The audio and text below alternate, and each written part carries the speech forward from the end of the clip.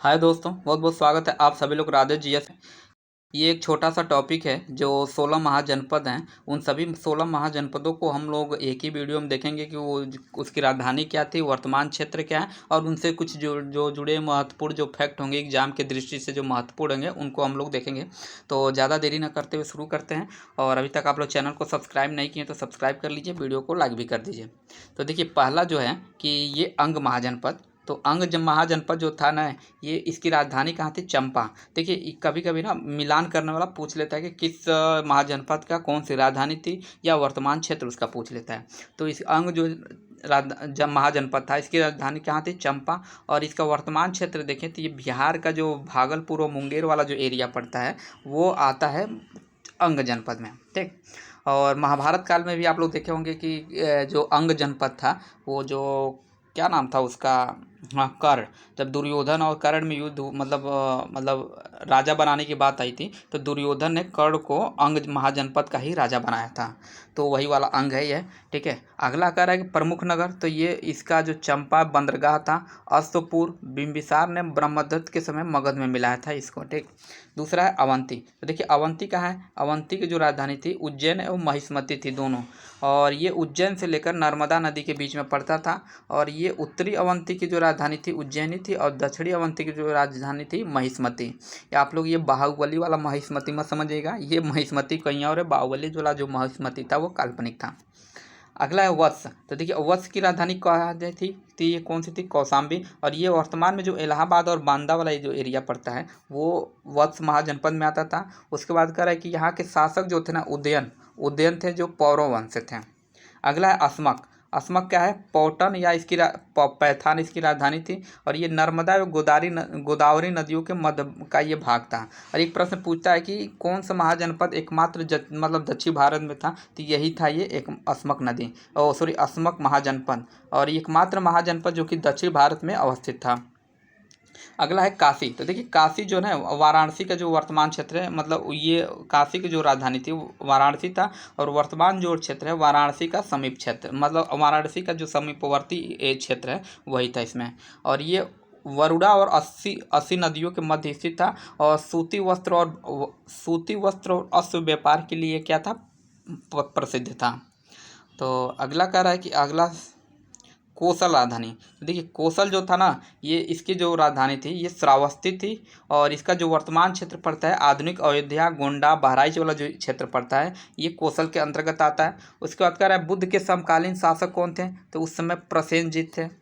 Next महाजनपद है कुरु। तो देखिए, कुरु जो है इंद्र कुरु की जो राजधानी थी इंद्रप्रस्थ थी। और ये मेरठ तथा दक्षिण पूर्व हरियाणा का क्षेत्र वर्तमान में पड़ता है। और इसका उल्लेख महाभारत एवं अष्टाध्यायी में भी हुआ है। अगला है पांचाल महाजनपद। तो इसकी जो राजधानी थी अहिछत्र और कामपल्य थी। और ये वर्तमान जो इसका क्षेत्र है बरेली, बदायूं और फर्रुखाबाद वाला जो क्षेत्र पड़ता है इसके अंतर्गत आता है। और अगला है उत्तरी पंचाल की राजधानी कहाँ थी? अहिछत्र। और दक्षिण पंचाल की राजधानी कामपल्य थी। नेक्स्ट है सूरसेन। तो देखिए, सूरसेन की राजधानी कहाँ थी? तो मथुरा थी। सूरसेन की राजधानी मथुरा। और आधानी जो ब्रज क्षेत्र है ये इसके अंतर्गत आता था। और प्राचीन यूनानी लेखक इस राज्य के सूरसेनी तथा राजधानी को मेथोरा कहते थे।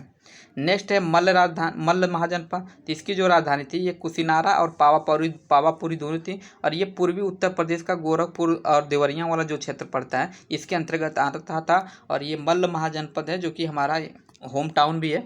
और कह रहा है कि इसके जो महत्वपूर्ण इससे फैक्ट है कि गणतंत्रात्मक शासन व्यवस्था, ये तो पूछता ही है। और एक प्रश्न ये भी पूछता है कि मतलब बुद्ध भगवान का जो महापरिनिर्वाण स्थल हुआ, महापरिनिर्वाण है, अर्थात वो किस महाजनपद में हुआ था? तो वो मल्ल महाजनपद में हुआ था। नेक्स्ट है वज्जी। तो देखिए, वज्जी जो है मिथिला और वैशाली इसकी राजधानी थी। और वर्तमान में इसका उत्तरी बिहार वाला जो एरिया आता है वो है। और ये 8 गणराज्यों का संघ था जिसमें विदेह, लिच्छवी व वज्जी सब क्या थे? प्रमुख थे। उसके बाद क्या है? कंबोज। देखिए, कंबोज जो है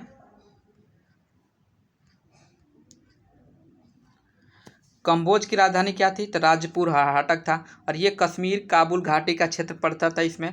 और ये क्षेत्र घोड़ों के लिए क्या था? प्रसिद्ध था। एक प्रश्न पूछता है कि घोड़ों के लिए कौन सा महाजनपद प्रसिद्ध था? तो ये कंबोज ही था। नेक्स्ट है चेदी। तो देखिए चेदी जो था किसकी राजधानी कहाँ थी? सुक्तिमती या सुक्तिवती। और ये आधुनिक बुंदेलखंड का एरिया पड़ता था। और ये महाभारत काल में यहाँ प्रसिद्ध शासक कौन था? शिशुपाल था। आप लोग देखे होंगे जब कृष्ण भगवान मतलब अपने सुदर्शन चक्र से जिसका गर्दन काटते हैं वो शिशुपाल ही था। तो और उसी की ये मतलब उसी का ये महाजनपद था। नेक्स्ट है गांधार। तो देखिए गांधार कहाँ की राजधानी? इसकी राजधानी क्या थी? तक्षशिला थी। और ये पेशावर और रावलपिंडी का जो वर्तमान इलाका पड़ता है वो एरिया था इसमें। और ये ऊनी वस्त्र उत्पादन व शिक्षा के लिए क्या था? प्रसिद्ध था।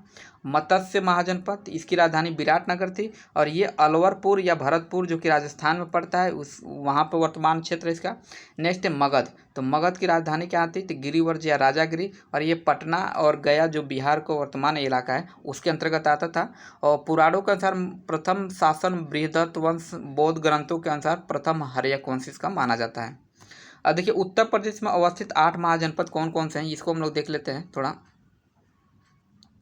तो 2 महाजनपद विदेश में अवस्थित है जो कि वज्जी व मल्ल गणतांत्रक। मतलब उत्तर प्रदेश में 8 महाजनपद थे और 2 महाजनपद विदेश में अवस्थित हैं। एक क्या है वज्जी और मल्ल जो राज्य थे ये गणतंत्रात्मक थे।